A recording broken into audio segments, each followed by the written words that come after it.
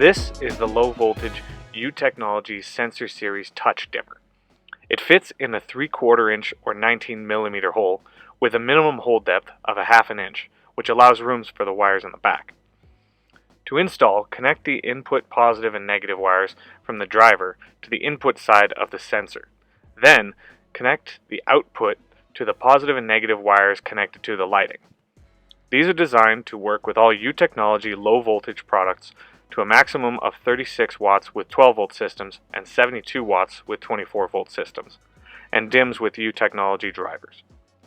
Once a light or series of lights are wired to the touch dimmer, it can turn them on and off and dim the lighting. To turn a light on or off, tap the center once.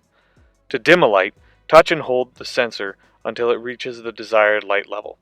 To brighten the light back up, touch and hold again until the desired light level.